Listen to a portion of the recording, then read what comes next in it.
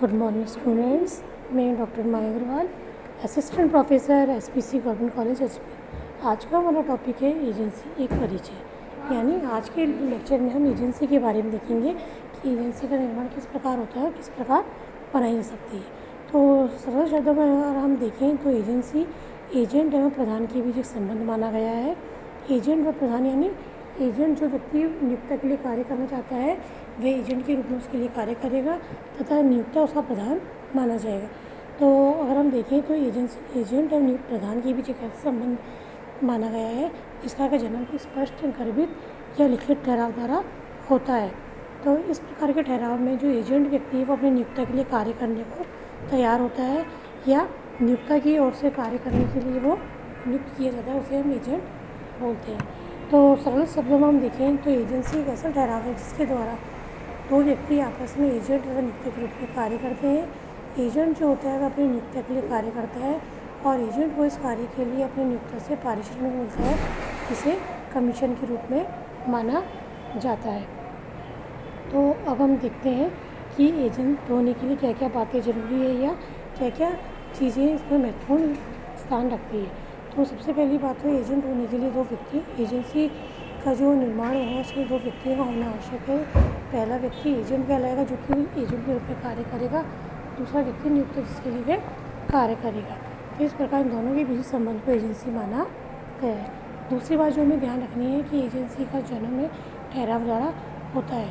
ठहराव द्वारा किस प्रकार होता है, क्योंकि एजेंसी के जन्म के लिए एजेंट का प्रधान आपस में दूसरे से एजेंट के रूप में कार्य करने के लिए ठहराव करेंगे। यह ठहराव स्पष्ट हो सकता है, लिखित हो सकता है या गर्भित किसी भी प्रकार का हो सकता है। अगला जो बिंदु हमें देखना है कि एजेंट होने के लिए निर्माण के लिए जो प्रधान होता है उसमें अनुमान करने की क्षमता होनी आवश्यक है। अनुमान करने की क्षमता का आशय है कि व्यक्ति वयस्क हो, पागल न हो, दिवालिया न हो या स्वस्थ मस्तिष्क का होना चाहिए। तो कहने का आशय है कि किसी भी एजेंसी निर्माण के लिए प्रधान में अनुमान करने की क्षमता होना जरूरी है।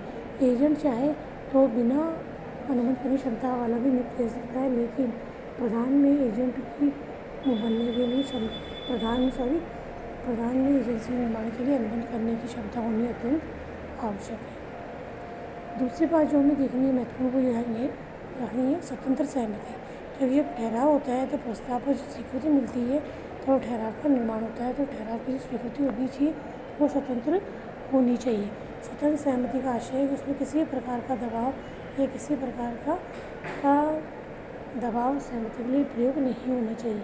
तो इसी प्रकार यदि कोई व्यक्ति एजेंट बनना चाहता है तो वो अपनी सर्वसम्मति से बिना किसी दबाव के अपने नियोक्ता के लिए कार्य करने को तैयार होना चाहिए या उसकी सहमति मिलनी चाहिए, तब एजेंसी का निर्माण हो पाएगा। इसी तरह से एजेंसी जब बनाते हैं, एजेंसी का जो ठहराव होता है उसमें बात ध्यान रखनी है कि जो व्यक्ति एजेंट बन रहा है और जो नियोक्ता के लिए कार्य कर रहा है उन दोनों में वैधानिक संबंध बनाने का भाव होना चाहिए। यानी यदि वे कार्य आपस में कर रहे हैं लेकिन उनमें वैधानिक संबंध बनाने का उद्देश्य नहीं है, कोई भाव नहीं है, तो वहाँ एजेंसी का निर्माण नहीं हो पाएगा।